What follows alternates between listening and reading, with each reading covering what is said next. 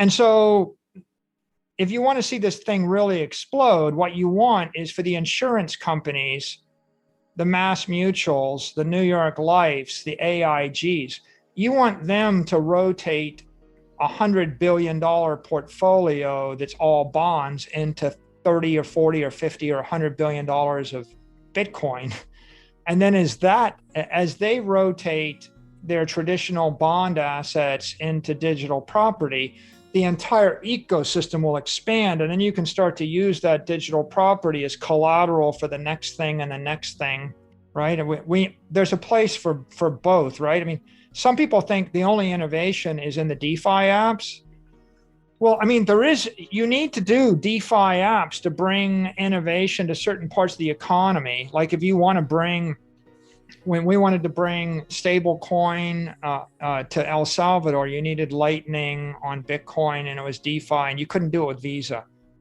But on the other hand, there's also massive opportunities for Apple Pay and Google Pay. You can also convert Apple into the world's biggest bank. Right. I mean, Bitcoin means that Apple could become a bank with $10 trillion in assets in 36 months or 60 months. Okay, that's a different thing, but it's also possible you could have a DeFi network that spins up with hundreds of billions. I think it's more likely that you'll see mega capital flows as the big tech players like Facebook and Apple and Google come in, because they have incredible leverage they can bring to bear if they start to embrace even a piece of the crypto ecosystem. So with regard to corporate adoption, corporate adoption of Bitcoin has exploded over the last 12 months. If you roll the clock back 12 months, let's go back to July of 2020. I did a search. I think I found one company that had held like $2 million worth of Bitcoin for a period. And so if you look today, there are billions and billions of dollars spread across a couple of dozen companies, 2-3 dozen public companies.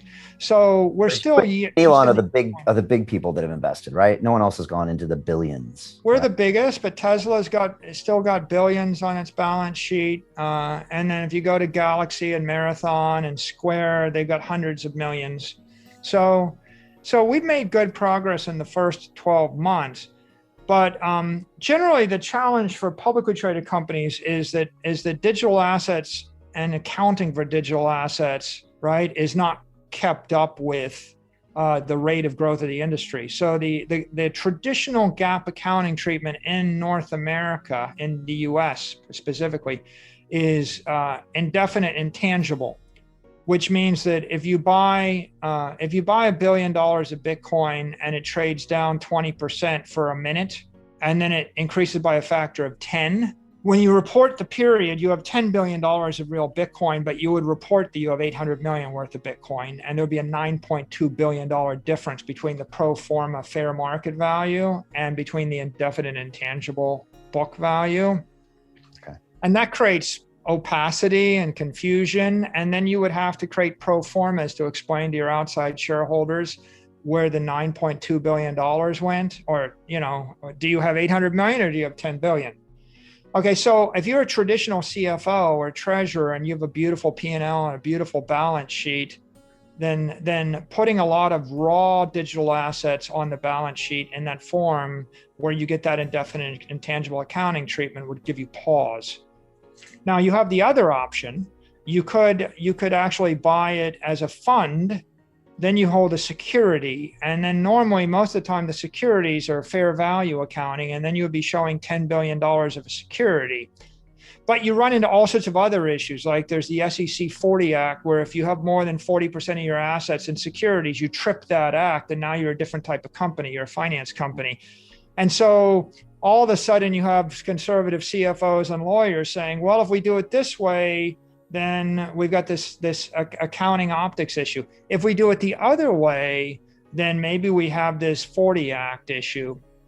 And so let's think about it a bit longer. And then, of course, if I actually bought $1 billion of Bitcoin and it went up by a factor of 10, I would have a $9 billion capital gain. And if I ever wanted to transfer the Bitcoin from one custodian to another custodian, like I've got $10 billion in one bank in Singapore wants to give me 10% yield. And so I can make $1 billion a year, but I've got it tied up with the first fund and they're giving me 1% yield. And so I'm losing 900 million a year. But if I want to transfer it, I can't because I don't have the custodial rights to the Bitcoin. So I have to sell it. So when I sell it, I get a $3 billion capital gain tax. You can see the complexity here, which is a complex. You don't have it if you're an individual, and if you're a private office, and if you're a fund, you don't really have that complexity. But there are certain classes of investors that have certain complexities. There's a Western net. And there's a China net. The Western net is Western Europe and the United States and the free world, and it revolves around the US dollar, the English language, Western law, and Western technology. And it is dominated by Google and Facebook and Twitter and Apple and the US Supreme Court and English and Amazon. And that's been getting stronger for the past 20 years. In fact, it started to form with the internet and it's got stronger and stronger. And then there's the Great Wall of China, and behind the Great Wall of China, they block Twitter, they block Facebook, they block Google. Apple, they have a love-hate relationship with, but they block most of these other things. And they have their own Weibo and WeChat and Alibaba and Alipay.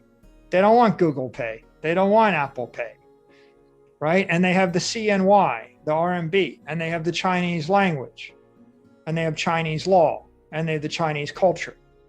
So there's the China sphere of influence. There's the Western sphere of influence. That has been that way for quite a while, more than a decade, probably 20 years. It's been getting stronger and stronger. It was always that way, but it became visible to us after the internet revolution because you saw the VPNs and the firewalls and the like, right? There is a controlled flow of information. What you just saw with the China crackdown is it drove a China exodus. It drove an exodus of Bitcoin mining and Bitcoin holdings from China.